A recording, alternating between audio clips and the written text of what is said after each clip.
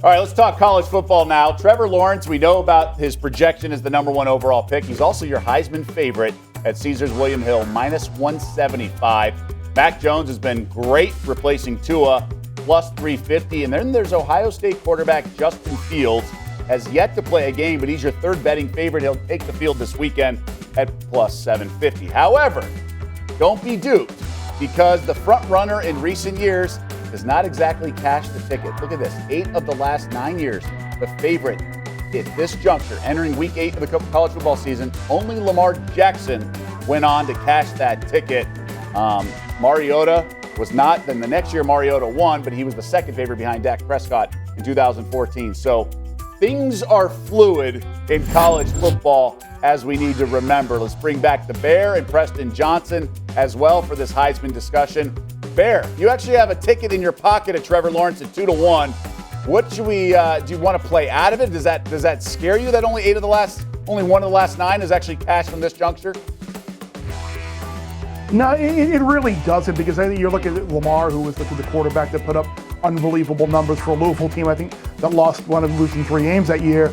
And I think Dabo Swinney is going to keep pouring it on teams in the ACC. So I'm not too concerned. If I did want to make one additional play right now, I think Justin Fields is the only guy at those prices that's worth a play.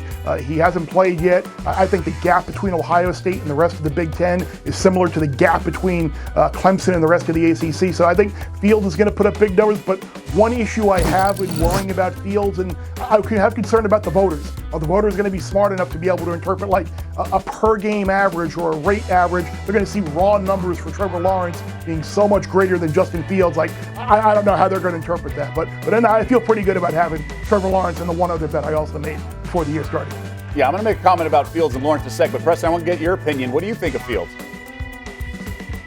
I'm just copying everybody. You guys didn't even need me on the show today, but it has to be Fields, because at plus 750, just from a sheer market perspective, the reason Lawrence is a favorite versus the field, and then you have Mac Jones right behind him, they've been playing games. Everyone's been watching them for the last 6 weeks in some cases.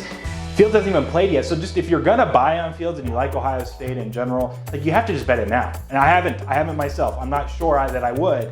I'm just saying that this is gonna be like plus 300, plus 200, and Lawrence pick at minus 110 in a few weeks once Fields and Bear hit on it. I mean, they're so much better than everyone else in the Big Ten. Once he starts annihilating these defenses, I mean, the price is only going to drop. So it's now or never. I think you're kind of buying the bottom just because he hasn't played yet.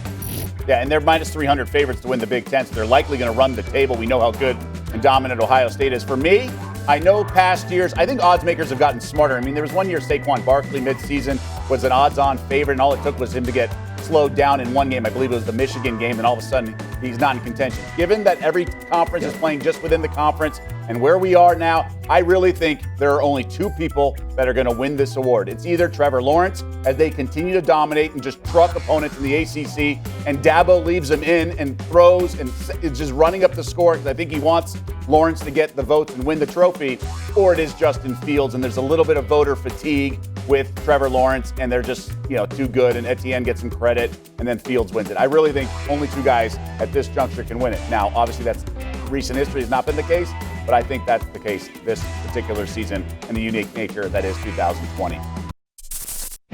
Thanks for watching ESPN on YouTube. For live streaming sports and premium content, subscribe to ESPN+.